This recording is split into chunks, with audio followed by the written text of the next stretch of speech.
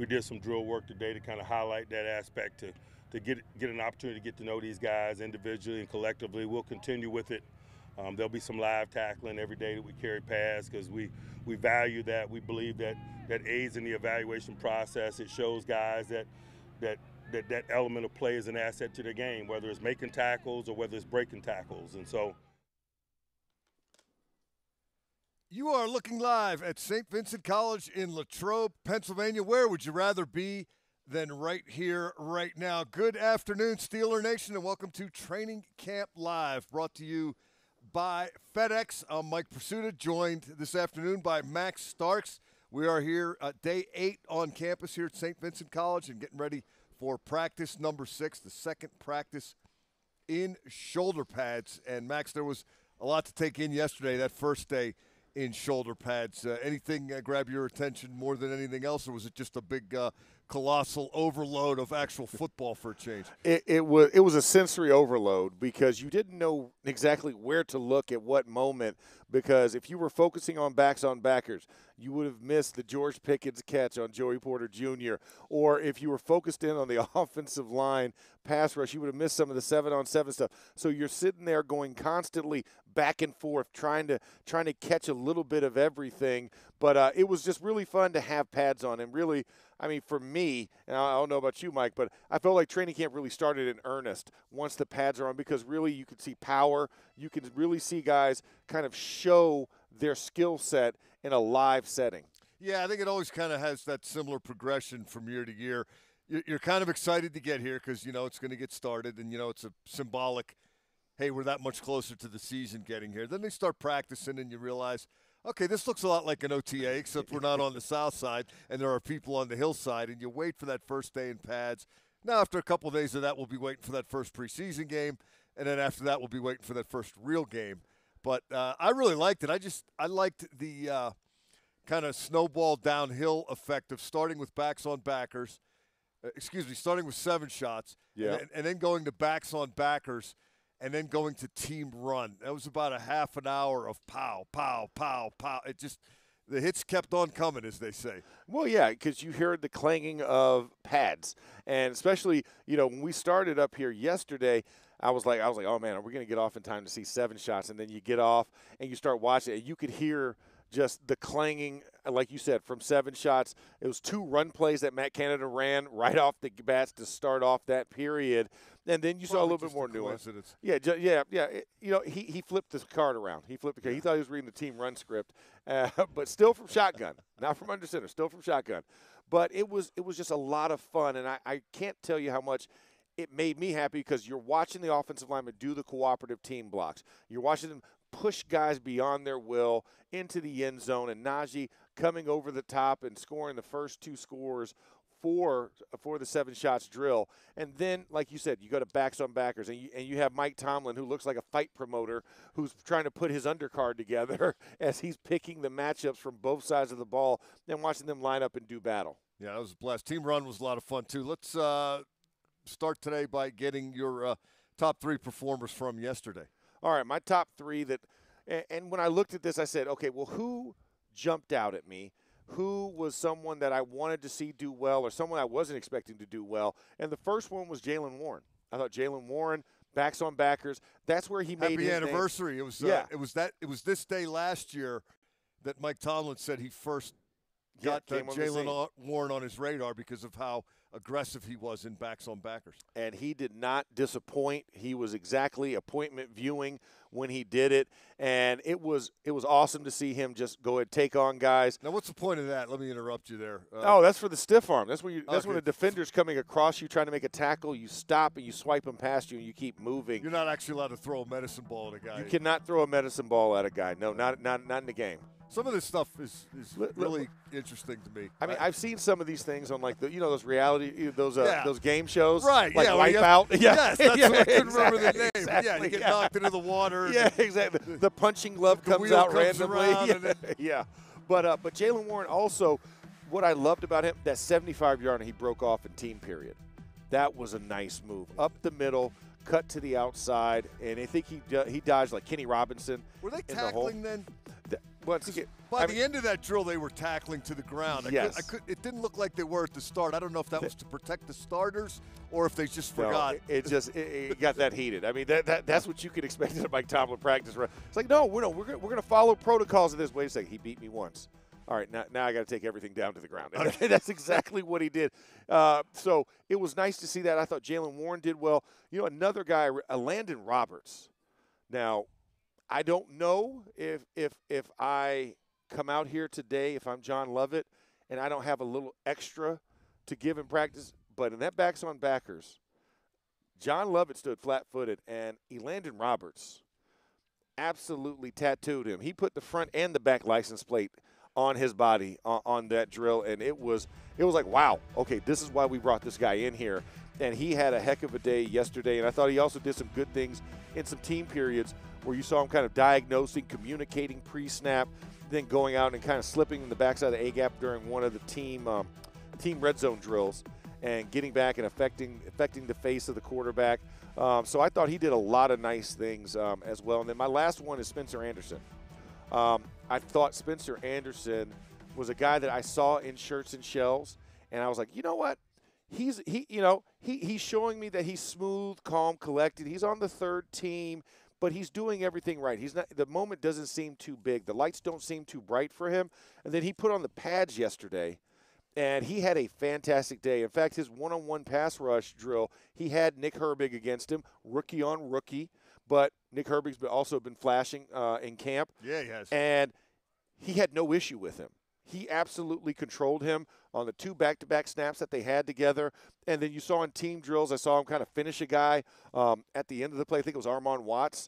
And you saw where he's taking that natural step, but it's not looking like it's hard. It's not looking like he's worried or he's thinking too much. He's going out, playing, and reacting. And so those are the 3 guys that really caught my attention. Does he look like he's playing chess while everybody else is playing checkers? Yeah, I think he's playing Chinese checkers instead of regular checkers. I'm going to make that joke probably every time his name comes up for a while because he, chess club and all that. Yeah, chess club, master's degree. I mean, the kid's smart, but I mean, he's probably playing like 7 different games. He's probably walking around. What was the kid from the Baltimore Ravens that was the mathematician? Oh, from Penn State. Yeah, that would just go around and he'd play like 8 kids at once, just walking around the room. I feel like that's what Spencer Anderson is doing.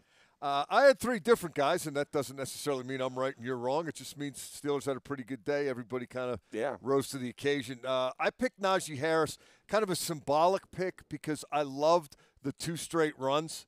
Yeah. Just for the tone I thought it set and the message I'm hoping it delivered that, hey, you get to the goal line, they're going to try to run the ball. And they did that, Max, out of a 3 wide receiver set against the nickel defense.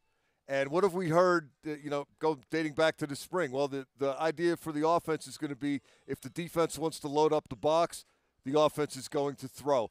If the defense wants to play pass, then the offense is going to run. Pick your poison, take what's there. That was the nickel they were going after. And, I mean, the guys were out there. No Minkah Fitzpatrick, again, couple of exceptions. But Larry Ogunjobi and Cam Hayward, T.J. Watt, Alex Highsmith, Patrick Peterson, and Levi Wallace on the corners. The 2 inside guys were Cole Holcomb and Landon Roberts. And Najee Harris got the ball in the end zone. On the second one of those runs, he ran through the 2 inside linebackers one at a time, Cole Holcomb and then Landon Roberts. Took him a little while to get there. He kept his momentum going, but it looked like the play was almost stopped, but he powered it through.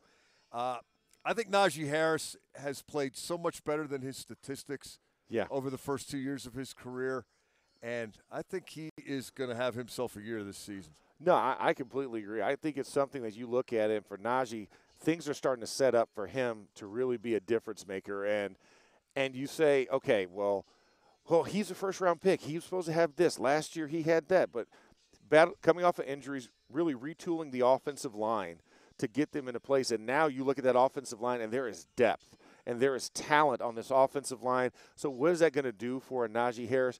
Only going to continue to give him confidence because the guy has soft hands to come out of the backfield on a passing play, but you love when he runs between the tackles. Also saw him lined up wide right in 7 shots in an empty set. Yeah. Not just the back check down thing, running a receiver's route. Yes. So there's a lot of versatility. In fact, there was one where and 7 shots where they actually had 2 backs in the back. So Jalen Warren was in the backfield. Anthony McFarland was lined up in the bunch at the backside of the point. So you see them trying to get more creative with getting playmakers on the field and trying to create mismatches. But Najee's a guy that's definitely going to be a big benefactor. You're right.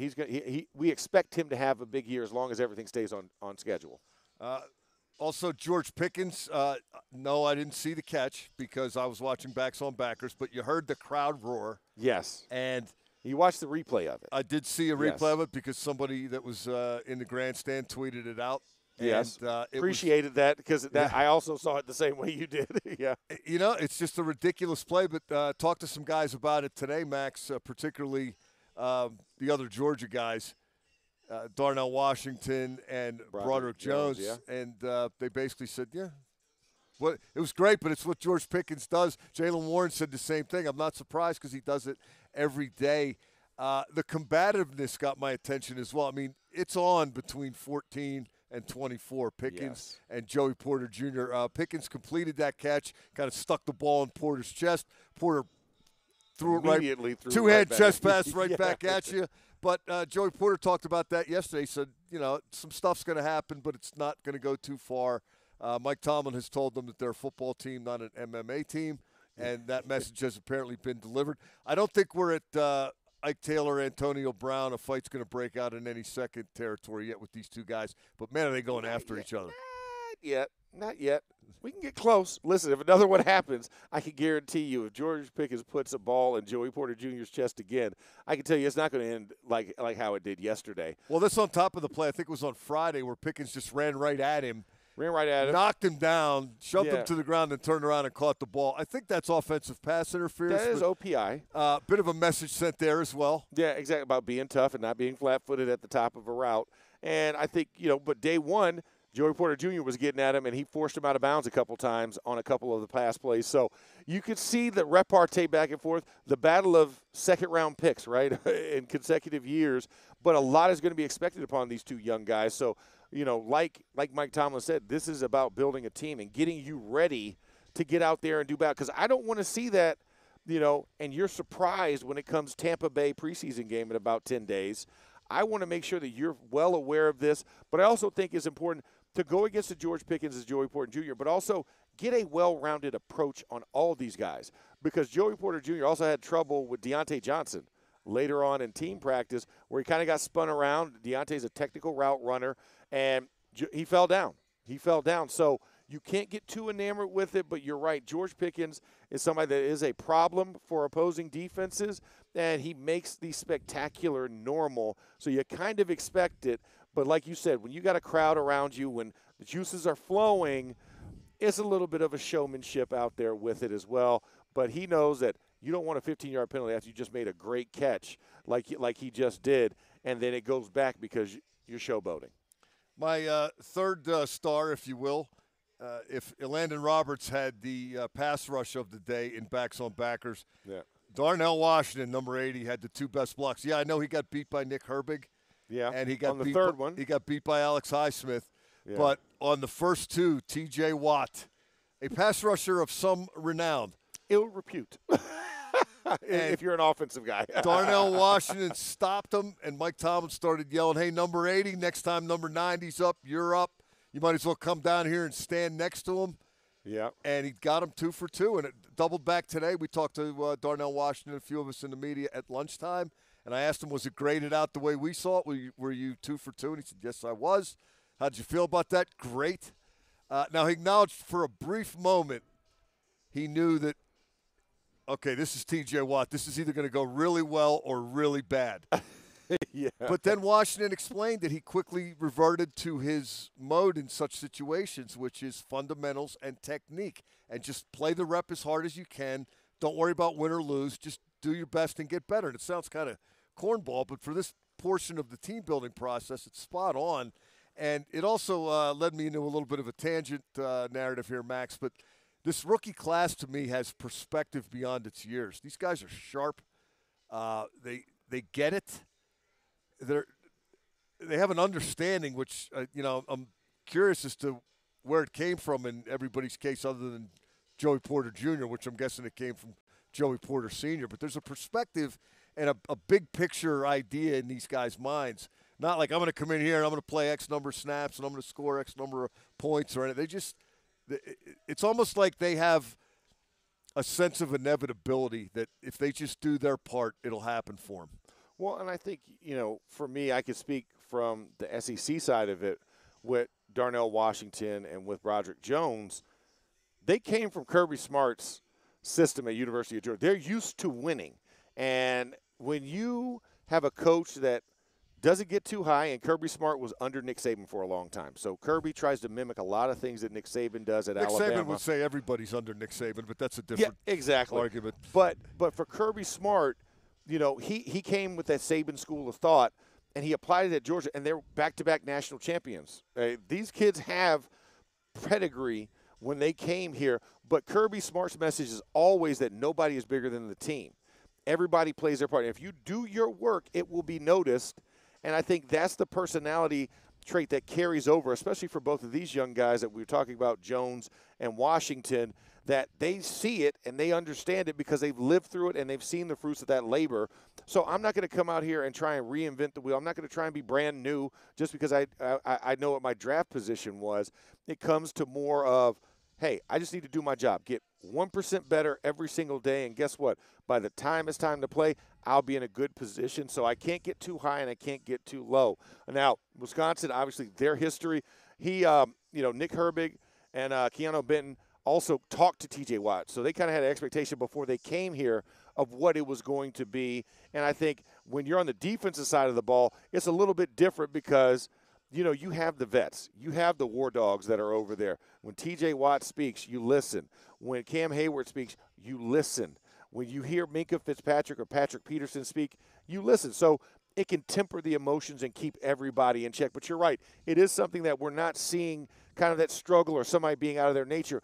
It genuinely feels like that's who they are because they're conditioned as such as athletes from the collegiate level. Some of it also might be, and I'm going to go way out on a limb here, they're good.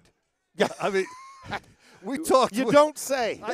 I talked to Broderick Jones about Darnell Washington today, and he said he's not surprised he handled T.J. Watt because he's got the size, he's got the reach, he's got the mindset that he wants to be a good blocker. This is what he does.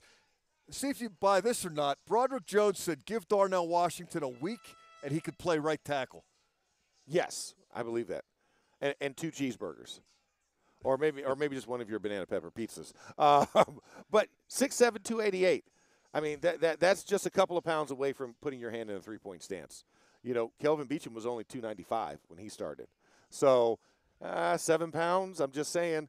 And I believe that Darnell Washington, when you watch him practice, and I watched him play last year, called a couple of games for him, and you look at him out there, and you're like, man, did they go overload? With an extra tackle coming over to one side of the ball. You're like, no, that's just the tight end. What? The tight end looks like he's an extra tackle in like a goal line short yardage package. But by the way, the guy also still runs a 4.6 40.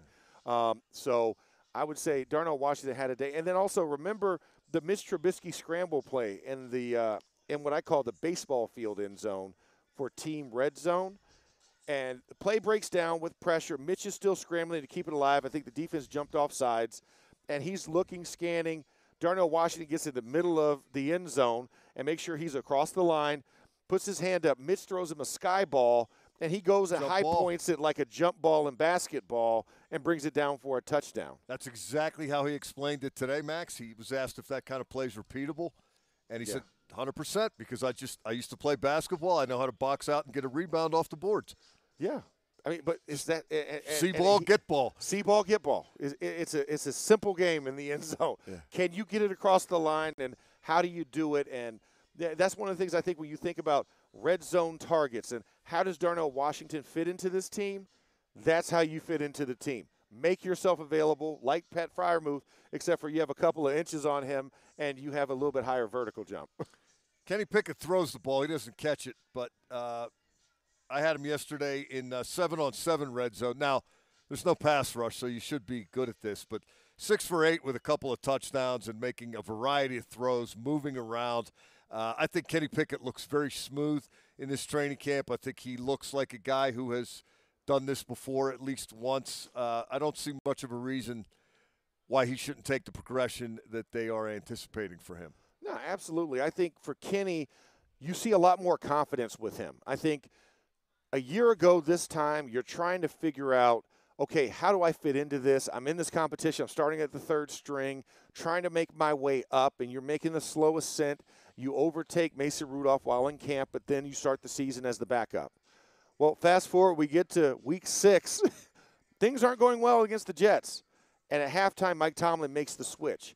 This offense really isn't catered to him because he was the young guy coming in trying to learn everything. And now, offense under your belt. Off-season under your belt. You've had OTAs. You've had minicamp. You're coming in as the main guy. Matt Canada has asked for input on what you like, what you want to do. And I think as we've seen so far in training camp, he has showed a mastery and a command of what Matt Canada wants, which also leads to what? He's pushing the ball down the field. The middle of the field is being used as a part of his progression. I've noticed this as well. Are you buying this? I have to right now until otherwise proven. Until we get to Tampa Bay, I'm going to assume that this is what we want to do as an offense, and this is why Matt Canada was retained for an additional year to really institute this, because he saw the growth of Kenny Pickett and that nothing was too big for him, and a guy that just has a resolve and a resiliency that he won't be denied. You want to make sure you foster that and give him everything to be successful, and now that means being included in the offensive game plan. You saw Kenny Pickett's numbers from a year ago, a moment ago. In 7 shots, I've got him at 6 for 14 so far through training camp, with one drop. George Pickens had one that should have been a touchdown / 2-point conversion and didn't catch it. But is that what you would expect?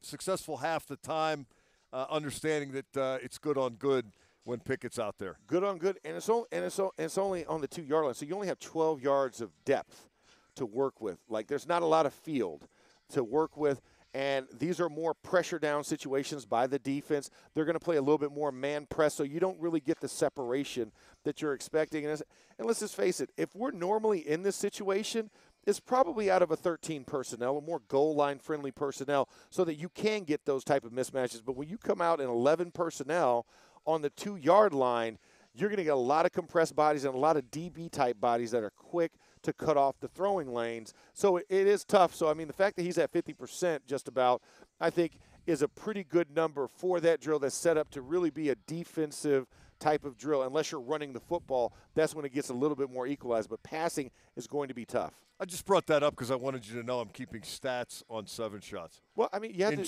you have to statisticize something. It's reps. I got to do this stuff in the regular season. Might as well do it now. Why not do it now, Mike? That's what I'm saying. Why wouldn't I? Good job. So 6 of 14 is we're keeping tally. What about the rushing success? Do you have rushing success yet? In 7 shots, yes. There have been 4 rushing touchdowns. Glad you asked. Oh, see, there we go. Mitch Trubisky has one. Najee Harris has a couple of them. And also Darius Hagen's got one yesterday. That's right. He did get that one late. Yeah, drill. The push. A couple of drops. Pickens and Connor Hayward had one.